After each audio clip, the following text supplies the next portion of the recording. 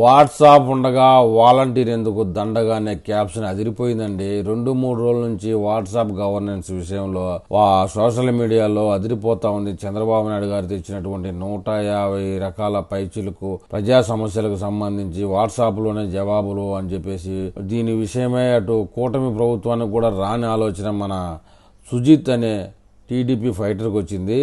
అతను క్యాప్షన్ అండి, వాట్సాప్ ఉండగా వాలంటీర్ ఎందుకు దండగా అనేటువంటి విషయం.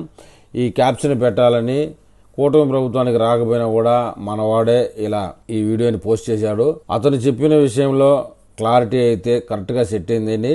వాట్సాప్ గవర్నర్ విషయంలో అనుకున్నది అనుకున్నట్టుగా పని చేయించగలిగితే గవర్నర్ అనే వ్యక్తి మన జోబిలో ఉన్నట్టే అంటున్నారు. అయితే ఈ వీడియో మీకోసమే. అన్నట్టు మనోడు పేరు సుజిత్ అండి. మనది బిజీ లైఫ్, దేని గురించి ప్రత్యేకంగా టైం కేటాయించే పరిస్థితిలో ఈ రోజులైతే లేదు. అన్నిటికీ ఇన్స్టెంట్ గా కావాలి. వండుకునే ఓపిక తీరిక లేక మనలో సగానికి సగం మంది స్విగ్గీ జొమాటో లాంటి వాటిలో ఆర్డర్ చేసుకుంటున్నాం. షాపులకు వెళ్ళి షాపింగ్ చేసే టైం దొరక్క ఆన్లైన్ షాపింగ్ కి అలవాటు పడిపోయాం. ఇటువంటి పరిస్థితుల్లో ప్రభుత్వ సంస్థల నుంచి బర్త్ సర్టిఫికెట్ కానీ డెత్ సర్టిఫికెట్లు కానీ క్యాస్ట్ లేదా ఇంటి పన్నులు కట్టాలన్నా ఆస్తి పన్నులు కట్టాలన్నా ఇంటి నిర్మాణాల కొరకు అనుమతులు పొందాలన్నా మన పొలాలకు సంబంధించినటువంటి పనులు ఏవైనా చేయించుకోవాలన్నా మాత్రం ఖచ్చితంగా గవర్నమెంట్ ఆఫీసులు గడపలు తొక్కవలసినటువంటి పరిస్థితి ఇప్పటిదాకా నెలకొని ఉంది. గంటలు రోజులు కూడా సరిపోవు ఈ పనులు మనం చేసుకోవడం కోసం. ఈ అవస్థలే ఇక ప్రజలకు ఉండకూడదని ఆంధ్రప్రదేశ్ లో ఏర్పడినటువంటి నూతన ప్రభుత్వం కూటమి ఆలోచించింది.